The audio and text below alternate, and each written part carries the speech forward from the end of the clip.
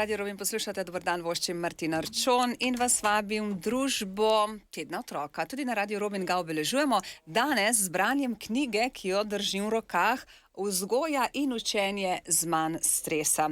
In zato v studiu Radia Robin pozdravljam avtorja prvenca, kaj ne, Gaber Marolt, dober dan. Martina, dober dan in lep pozdrav vsem, ki nas poslušate in vsem, ki nas gledate. Najprej hvala, ker ste se pripeljali z drugega konca Slovenije. Ja, hvala lepa, z veseljem. Slovenija je majhna, tako da ni tako daleč. Ampak na Primorskem je pa vedno lepo. Res je, pravite. Res je. No, da bo še lepše, bova poskušala pravzaprav narediti s tem pogovorom. Jaz upam, da ga bodo slišali in poslušali predvsem starši, pa tudi vzgojitelji in pedagogi. Vsem tem je namreč namenjena knjiga Vzgoja in učenje z manj stresa.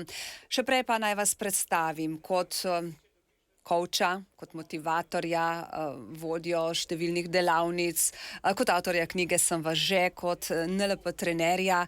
Skratka, kaj je vaše osnovno poslanstvo? Ja, z trenerstvom in predavateljstvom se ukvarjam sedaj že dobrih 10 let. Sem ustanovitelj NLP centra iz Maribora, sicer delujemo pač tudi v Ljubljani in po celi Sloveniji. Tudi na Primorskem že smo v letošnjem letu izvajali pač tečaje. Seveda precejšen del teh vsebin, se pravi, je namenjen ravno tem staršem oziroma tem poglavjem, vzgoja, učenje, poučevanje, pedagogika. Precej mojega dela poteka v šolah in vrtcih, precej naše publike, bom rekel, udeležencev so seveda tudi pedagogi na individualnih tečajih oziroma pač v skupinskih se udeležujejo in pa seveda starši. Starši, včasih pač marsikdo izmed pedagogov ali pa zelo veliko njih je pedagogov je tudi staršev, tako da seveda potem z veseljem vedno izmenjujemo te izkušnje in poglede. Ki jih je mogoče ujeti tudi v knjigi? Tako. Seveda, se pravi, knjiga je ravno nastala na podlagi vseh teh izkušenj, iz prve roke, tako rekoč. Tako, in pa predvsem pa to, kar izvira iz neurolingvističnega programiranja, NLP krajše, in seveda potem sem se skupaj izbral in pa seveda tudi iz moje lastne prakse pri vzgoji in vzgajanju 4 otrok, tako da to je pač to. Ampak na kavi ste mi zaupali, da je vzgoja otrok glede na spol zelo različna. Vsaj vaša izkušnja je taka, lahko pa to potrdim tudi sama. Ja, res je, pač rekel, ne samo po spolu, vsak otrok je pač različen. Jaz se rad pohecam, da vsak otrok je svoj eksperiment in rezultate tega eksperimenta vidiš šele, ne vem, ko so stari 25, 30 let. Najverjetneje šele, ko imajo oni tudi otroke, ko se pač nekako izlušči, kaj si z njimi uspel narediti, pa tudi kako so potem profesionalni in v odnosih uspešni.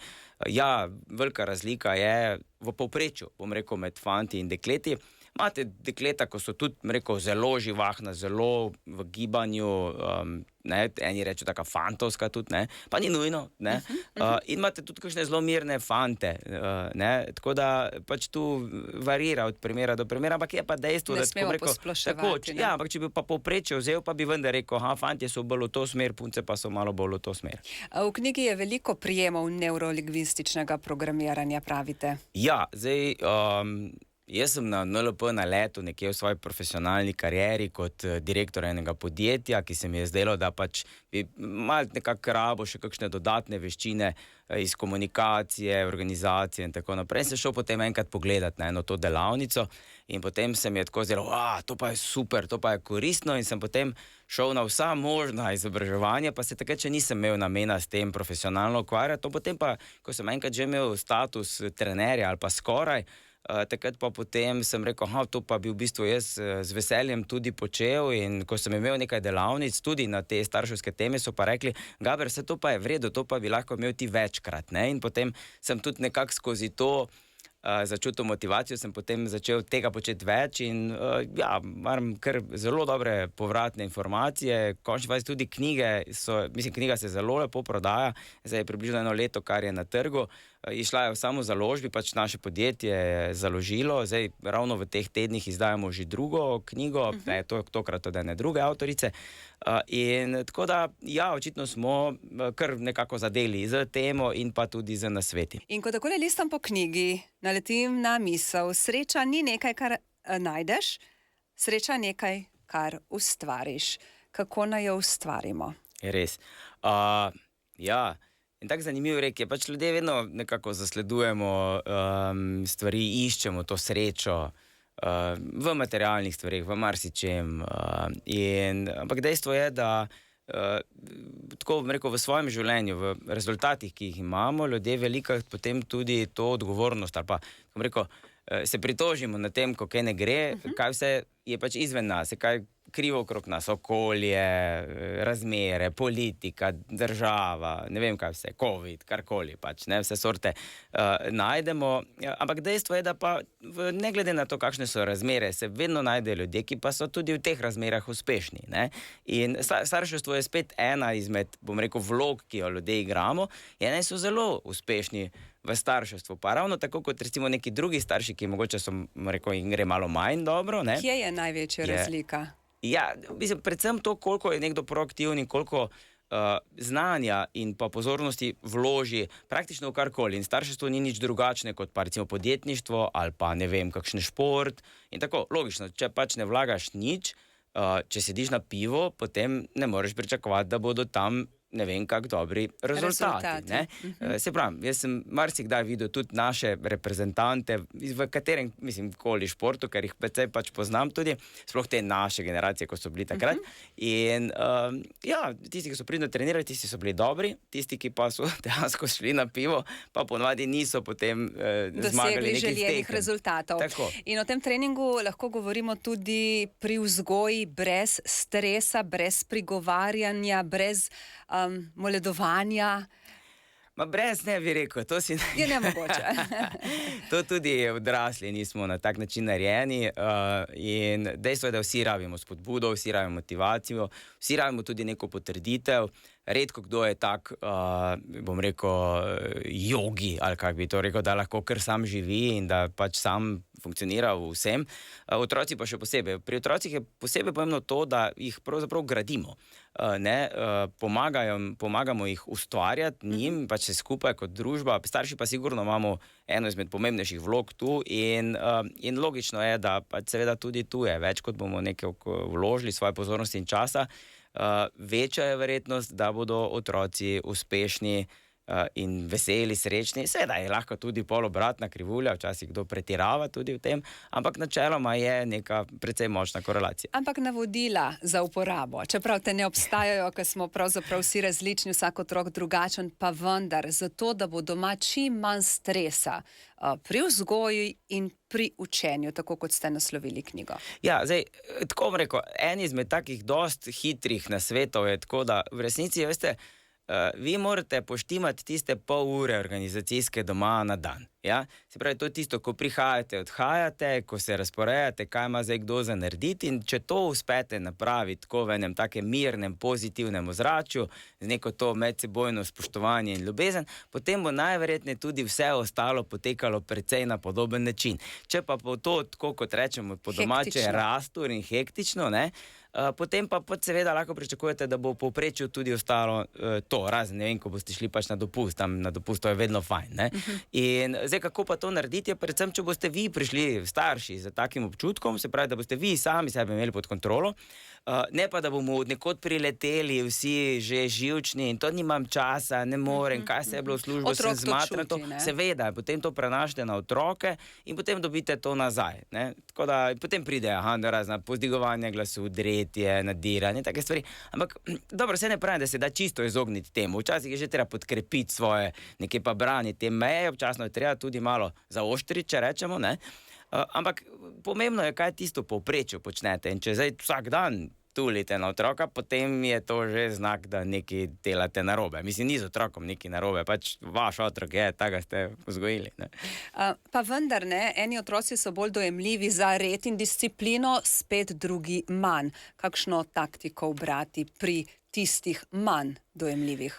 Ja, zdaj, Morda celo za pisanje domačih nalog. Nekdo jo bo naredil tisti hip, ko pride domov, ali morda že v šoli, spet drugi, to imamo šele čez 3 dni, bom čez 3 dni. Ne? Se pravi, tu je potrebno vzpostaviti red in disciplino. ja, zdaj Določena pravila igre, če res rečem je. tako. Proaktivnost je ena izmed stvari, ki jih je super vzgojiti otroku, ampak ta proaktivnost je tako, zdaj, ko smo se prej pogovarjali, recimo, ne vem, jaz sem tudi zdaj Tamaga v 5. razredu, mislim, če se spomniš pač v 5. razredu, da je bilo dobro, da bi fant začel pisati domače naloge, je relativno pozno. Se pravi, ta red je dobro začeti uvajati že zelo zgodaj, ne? In pač tem malim otrokom, ne vem, do 1., 2. leta se vsi čudimo, kako so sladki, kako so luštni, ampak v resnici te začne otrok malo tako skenirati, pa svoje neke te volje in želje uveljavljati že zelo, zelo zgodaj. V bistvu ima do mame že v prvih dneh. Ne? In če mama takrat ti pove, na 3 ure treba hraniti, ono in novo. Ne? Zdaj, imate tudi drugačne pristope, te bolj permisivne, pač ima otrok potrebe in je treba ves čas mu nekaj servisirati, samo to boste pol počeli celo življenje in se začne takoj, v bistvu prvi dan. Ne? In se pravi, takrat se red začne vzpostavljati in pol otrok zna pospraviti za seboj že, ko je zelo majhen, igračke pospraviti za zelo, ko je že zelo majhen. In zdaj, če mu rečeš, boš pospravil čez pol ure po risanki, ne vem, potem pač privzgajate to, da bo že prišlo enkrat na vrsto. Če pa rečete, najprej pospravi tisto, kar si zdaj pač počel, potem pa se lahko lotiš nečesa drugega, ne, potem bo ta, bom rekel, proaktivnost sigurno tudi na ostalih nivojih oziroma pri ostalih opravilih v tem vrstnem redu. No, da se pa sanira tudi, če ste zdaj v 5. razredu, pa se da seveda še marsikaj popraviti. Kaj mislite, kdo je bolj pod stresom zaradi šole in vzgoje? Otroci zaradi šole predvsem ali starši? Pa jaz mislim, da se otroci, dokler ne pride tisto obdobje napovedanega spraševanja in kontrol, niti toliko ne sekirajo preveč. Ne? Jaz mislim, da je ta sodobna šola tako, do neke mere malo zašla, ravno v tem smislu, da v bistvu nekako ne vzgaja otrok v tem smislu, da bi sproti delali stvari. In se mi zdi, da je to velika napaka. Kampanjsko učenje. Tako, in enostavno tudi to otroci ne bodo imeli nekega dolgoročnega znanja. Jaz vidim tudi pri svojih, pač ta princip faksa, ne, pač ne deluje pri teh malih in te otroci niso sposobni potem prebaviti neke te vsebine na tak kratek rok, kot pač smo, ne vem, počeli to na faksu. In bi bilo dosti boljše, ne, in vidim, da tisti starši imajo dosti lažje delo, pa boljše rezultate pri otrocih, ki delajo sproti. Ne. Je pa seveda res, da pač to pač je tudi, tako kot sem prej povedal, fajn začeti z relativno zgodaj in te navade privzgajati. In pa seveda starši smo tisti, ker šola pa tudi tega ne počne, da bi oni sproti to kontrolirali, včasih še za domače naloge. Pol javijo staršem. Ni starševa naloga, da preverja, če ima otrok domače naloge. Mislim, pričakujem, da boste iz šole javili, če dalj časa nekdo ne bo imel, ampak vi morate gnjaviti otroka. Mislim, pač, ne, ampak to je koliko časa pa pedagoga. naj vendarle in dokdaj starš bdi nad šolskimi obveznostmi? To je stvar otroka, ampak je vloga starša, da preveri, imaš domačo nalogo, da preveri, si ponovil snov, kdaj ga tako rekoč spustiti iz rok? Obstaja časovnica? V moji mladosti je zadnja stvar, ko je moja mama preverjala, je bila poštevanka v 2. razredu. Vse ostalo sem se potem učil sam. Tudi pri mojih otrocih ne gre niti približno tako. Lani smo potem v 2. letniku gimnazije kar morali sodelovati, da to je pošlo v neke smeri, ki pač jih želimo. Pri fantih je to druga pesem, pri hčerki starejši je šlo to vse samo od sebe, razen ravno v teh špicah nekje, ko smo se učili 3 tedne, cele večere in noči. Ampak se pravim, sistem dela je napačen in zdaj otrok rabi veščino, kako se učiti, kako si sestaviti urnik. Tega pa ne zna in tega mu šola ne bo dala. To mu morate dati starši in seveda je treba temu nameniti nek čas. Zdaj, kdaj spustiti? Mislim, ko bo znal. Prej pa težko in logično, tako kot pač pri vseh ostalih stvarih, tako kot, ne vem, pri vozniškem izpitu, seveda, če imate vsaj tisti, ki imate malo boljše avtomobile, samo ne boste dali prvič ključe, ja, pridi zjutraj ob 5 domov, takoj, ko je naredil izpit, ne. Sigurno boste mu dali za voziti samo takrat, ko boste vi zraven, pa to bo nekaj časa trajalo, ne vem, pol leta, leto, dve, mogoče, ne. Od česa je In to je odvisna isto. tale notranja motivacija otroka? Mislim pa od ljubezni, ki mu jo proizgojite za neko stvar. Ne? Tako, pač seveda imamo nihanja in otroci in odrasli, tudi če je hobi, pa če imaš ne vem kako rad stvar, ampak še posebej pri tistih stvareh, kjer je intenzivnost velika, ne vem, profesionalni šport, pa nima veze kaj, rokomet, tenis, plavanje, fuzbal. Veste, ves čas ne moreš na polno delovati v tem, tudi če ti je to top, ne? Tu moramo starši otroke pol malo uloviti, pa jim dati malo dihati, pa hkrati potem spet jih pač nekako poriniti noter. Ampak enako je z učenjem, ne? Enako je z učenjem. Če boš ves čas pressing delal, potem se bo otrokom to priskutilo. Ampak v bistvu mu moraš uspeti zanimanje, ne? Mu razložiti, zakaj bo to mu fajn, zakaj to rabi v življenju. Sej, rekel, tu šola tudi že nekaj korakov naredila, imajo to formativno spremljanje. Tam razložijo, kaj mu bo to koristilo, ne? Včasih so pač rekli samo, to moraš znati, ker je pač v učbeniku, ne? Zdaj, vsaj nekaj malega tema, ampak koliko smo odrasli naravnani, če rečemo, kaj mi bo to koristilo, kaj je dodana vrednost, ne? Tudi otroci na podoben način razmišljajo, reče, se pač če tega ne rabim, zakaj bi se to učil, ne?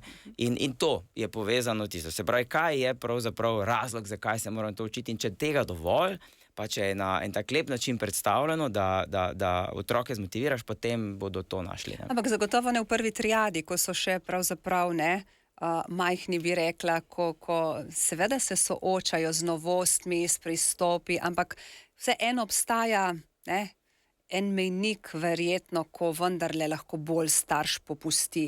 Na začetku je tega uvajanja več kot denimo v 8. in 9. razredu.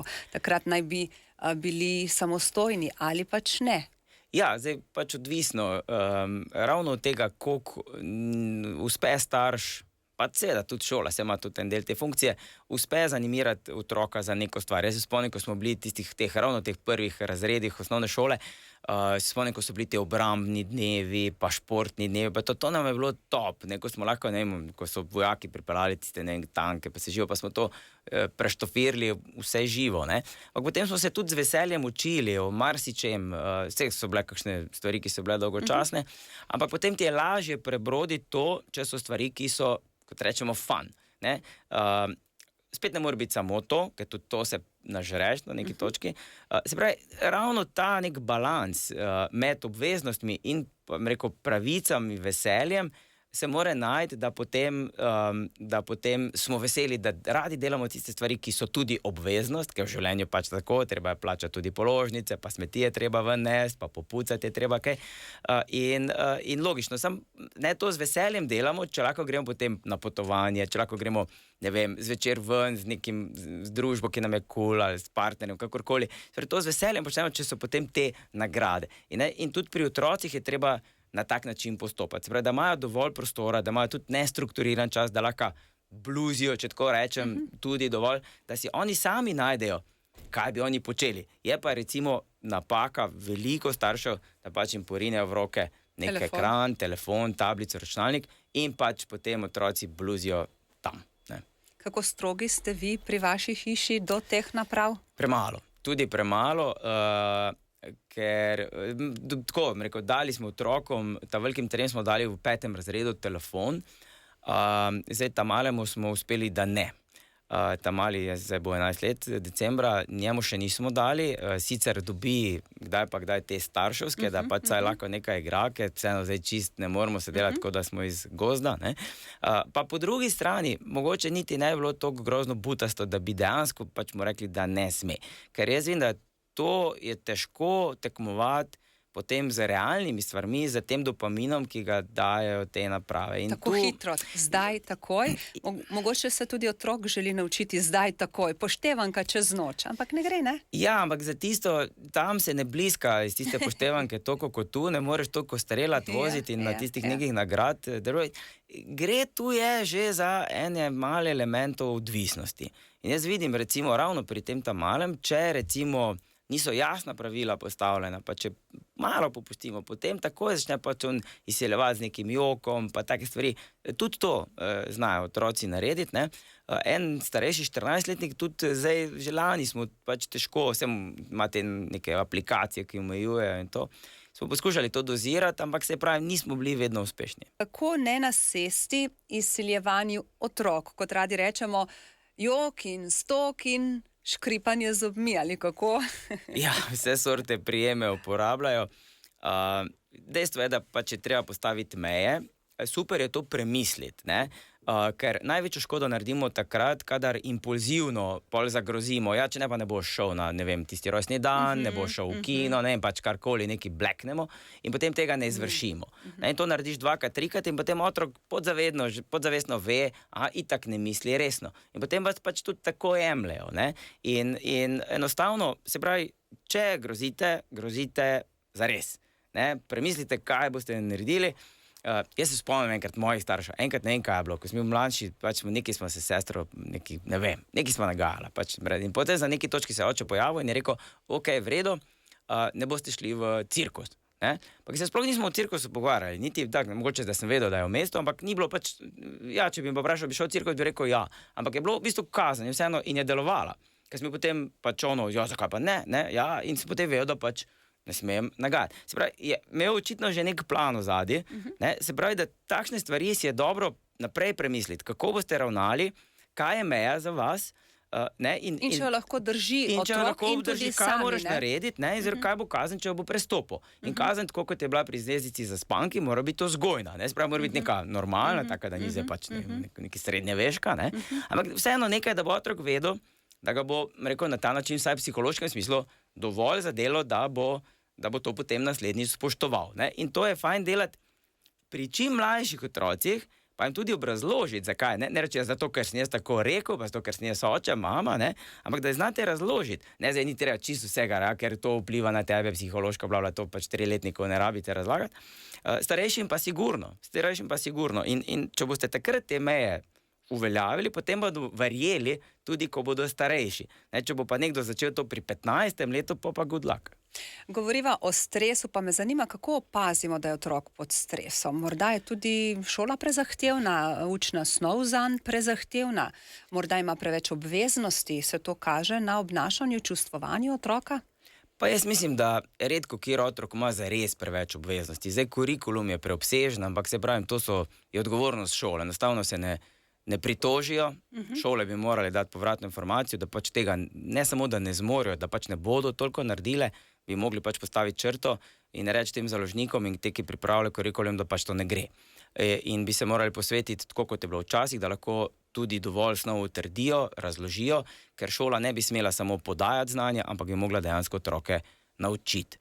In zdaj, se pravim, v tem smislu je pa pol zdaj seveda logično, če jim naložimo vse žive neke aktivnosti. Torej, otrok rabi dovolj prostega časa, rabi tudi nestrukturiran čas, hkrati pa mora biti ravno dovolj tempa, da pa ne bluzi preveč. Se pravi, spet je treba nek balans, ampak zdaj, če to želimo, tudi v tem poglavju moramo starši posvetiti neko pozornost vsem tem temam, se z otrokom o tem pogovarjati, ga spodbujati, ne, in seveda potem lahko pričakujemo relativno dobre rezultate, ampak to je splošno svet. Ampak kako vidimo, da je otrok pod stresom, da je razdražljiv, prej ste omenili jok in stok, da, ne vem, noče v šolo, noče na trening?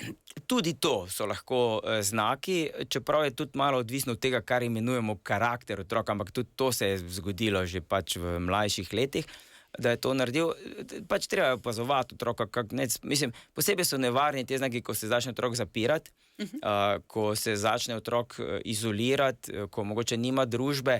Mislim, dokler ima družbo, jaz mislim, da takrat je vse v redu, pa seveda tudi kakšno družbo ima, ker starši vseeno tu malo to znamo ocenjevati, kaj je dobro za otroka, kaj ne.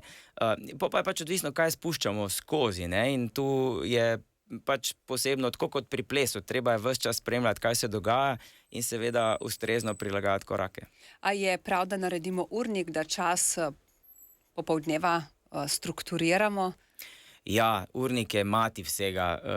Meni je najbolj fascinantno opazovati, ko so kdaj kakšni prvi, drugi teden v šoli, ko še nimajo, sploh te nižji razredi, ko še nimajo prvega urnika in ko pa otrok pride iz šole, pa ga vprašaš, kaj ste pa delali? Nič. Ker ja, v bistvu dejansko je pol vse nekaj amorfnega in tudi odrasli, če hočemo kaj pametnega narediti, rabimo urnik, moramo si dati noter, enostavno sicer ne narediš. Mislim, redko kdo ima tisto notranjo motivacijo, treba reči, danes je pa tole, pa greš, pa ob 6 greš na, ne vem, na aerobiko, teč, na lokostrelstvo, v bralni krožek, karkoli. Če imaš v urniku, če nimaš, pol bluziš neki in pol to vse živo počnemo, brskamo po telefonu, sedimo na kavču, gledamo nek Netflix, mislim, relativno neproduktivne stvari. Gaber Marolt, povejte mi, kakšnih vzgojnih prijemov nas naučite v knjigi Vzgoja in učenje z manj stresa? Ja, knjiga ima dobrih 230 strani, tako da je na svetu kar precej. Ja, mogoče tako, ravno kako v bistvu to klimo vzdrževati, ker če klima pozitivna med starši in otroci, potem lahko zelo enostavno navdušimo otroka za marsikaj, tudi za učenje, tudi za branje. Na splošno pač dobimo tiste nek ljubeč, sproščen odnos in potem v resnici tega stresa ni bog ve kaj. Ne? Če pa se lotevamo prisile in take stvari, potem pa verjetno bo stresa precej za starše in za otroke. Ampak to je ponavadi razlog, ker si starši ne vzamejo dovolj časa. Ne premislijo, kako se bodo stvari lotili z otrokom, ne premislijo, kaj bi sploh radi s tem otrokom, da se zgodi, kaj so cilji, ki jih imajo oni za tega otroka. In potem pač vse improvizirajo in vse je nujno in vse je zadnji trenutek. In na tak način nič ne gre dobro, tudi starševstvo ne. Kako spodbuditi veselje do učenja pri otroku? Ja, mislim, se pravim, če se učimo stvari, ki ne zanimajo, potem bo to lažje, ne? In tudi, če potem uspemo najti nek čas, kjer bo lahko otrok malo početi tiste stvari, ki jih mora, pa malo početi tiste stvari, ki ga veselijo, pa če je to vsaj približno malo povezano, ali pa da najdemo to povezavo, potem bo zelo hitro. Recimo, življenje so kompromisi.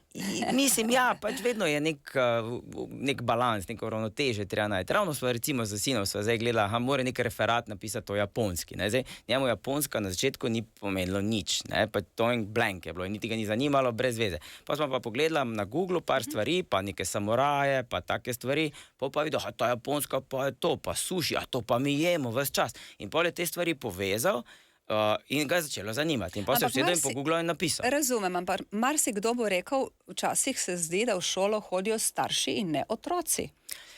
Ja, sej to pa, ko smo že prej tako v zadju se malo pogovarjali, dejstvo je, da pač šola ogromno prevali tega na starše, ampak dejstvo pa vendar le, otroci so vseeno naši. Ne? In zdaj ne glede na to, kakšna je šola, kaj bi morala početi, pač zdaj, če hočemo otroke naučiti tistih veščin in znanj, pa tudi vrednot, ne, na drugi strani vedenja, obnašanja, potem pač moramo tiste manjke, ki jih šolah ne naredi, pač rešiti sami. V tujini je to že desetletja pravzaprav znano. Zdaj, če hočeš pač imeti otroka, ga pač pošleš v najverjetneje neko privatno šolo, ki je boljša, ki pač stoji za nekaterimi stvari, ki jih ti želiš. Ostalo je pa loterija in tu bo najverjetneje šlo v neki podobni smeri. Vsem, ki vzgajate otroke, da bodo zrasli v samostojne, razgledane, odgovorne, radovedne in ljubeče ljudi, je namenjena tale knjiga. Kako vzbuditi tisto odgovornost? Ja, svoboda.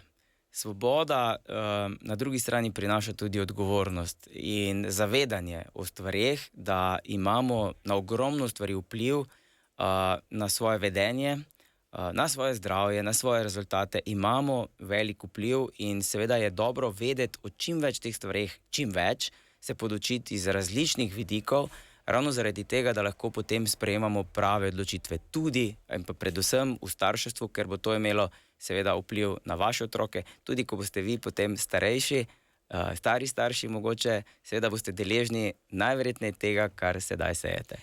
A kako se strinjate z trditvijo, odgovorni starši vzgajamo neodgovorne otroke? Naše babice so verjetno se tudi nam čudile, kakšni da smo, pa kaj bo z nas, ne? Tudi ko zdaj verjetno pač zelo podobno marsikdo razmišlja. Jaz mislim, da se generacije pač prilagajajo okolju, v katerem rastejo in da človeštvo bo na nek način vendarle preživelo. Tako da mislim, da predvsem je potrebno, ker veliko staršev tako razmišlja, joj, jaz sem pa v takih razmerah rastel, pa joj, to nisem imel, pa ono nisem imel in potem zasipajo otroka s tem. Mislim, da je ta princip ni glih najboljši. Se mi zdi, da pač nek red in disciplina vseeno morata biti, na drugi strani pa dovolj ljubezni in podpore in potem gre marsikaj. Veliko delavnic imate tudi za pedagoge in za starše. Kaj je tisto glavno sporočilo, ki jim ga vedno znova prenašate? Ja, na večini naših izobraževanj smo vedno praktični, da smo čim bolj konkretni, da se posvetimo konkretnim veščinam, ki jih tudi potem sprobajo. Mislim, da dejansko pač vadimo tam, da znajo potem naši udeleženci te stvari narediti. Pa karkoli je že to, ali je to pač so komunikacijske veščine, odnosne veščine, učinkovitost, upravljanje z časom, upravljanje z občutki, z čustvi in tako naprej. Vedno je pravzaprav sporočilo to, da ne več znaš, več veljaš, ampak koliko znaš to znanje uporabljati in v resnici je znanje tista investicija vase, ki jo pravzaprav nikoli ne zbledi čisto zares in nihče vam je ne more vzeti. Kakšno veščino seveda se lahko naučimo tudi z branjem knjige? Sigurno. Mislim, jaz mojo knjigo priporočam vsem staršem, zato ne rabite nobenega predznanja. Sigurno boste izvedeli marsikaj zanimivega in se pravi tudi povratne informacije. Od več kot 500 izvodov smo že prodali, so zelo, zelo dobre, tako da jaz mislim, da se jo splača prebrati. Morda za konec, ker vidim, da je eno poglavje tudi, kako dati pohvalo, ki gradi otrokovo osebnost in kako pohvaliti. Večkrat pohvalimo ali prevečkrat grajamo? Ljudje smo tako sami po sebi navajeni, to še iz pradavnine, da opazimo stvari, ki nam grozijo in potem največkrat vidimo tiste stvari, ki so slabe. To je malo tisti mindset, pozitivni, negativni in negativni nam je tako malo naraven, zato pozitivnost je treba vzgajati. Treba se naučiti opaziti pozitivne stvari in seveda potem tudi ena izmed stvari, ki je usmerjena v to, je dajati pohvalo in v bistvu tako kot recimo bi bilo dobro se predihati saj nekajkrat na dan, tako bi bilo se dobro spomniti, da je treba koga pohvaliti in se naučiti, da opaziš dobre stvari, predvsem pri otrocih in da jih pohvališ, pa ne tako, kako si pameten, kako si priden, ker to so pač, vam rekel, to se vzgajanje malih takih narcisov, ne? Ampak da pohvalite, tudi problem sodobne družbe. Tudi lahko, ne? Ampak da pohvalite napor, da pohvalite vložek, se pravi vedenje, tisto, kar je otrok počel, ne pa lastnost, kakšen pač je. Ne? Hvala lepa, ker ste prišli in delili z nami svoja znanja in videnja skozi 10 in večletno zgodbo NLP Praktika, coacha, mentorja, svetovalca. Naj tako ostane, z veseljem bom knjigo vzela v roke, še večkrat jo prebrala in upam, da se kaj novega naučila. Z veseljem, Martina, hvala še enkrat za povabilo. Vsem, ki pa nas gledate in poslušate, pa želim, da boste čim bolj srečni in uspešni pri vzgoji otrok, da boste imeli čim več veselih in sproščenih trenutkov in seveda, če vam pride moja knjiga pod roke, da boste prebrali in da boste v njej našli čim več uporabnega. Gaber Marolt, hvala lepa, lep dan in še kdaj dobrodošli na Primorskem. Z veseljem, hvala in enako. Radio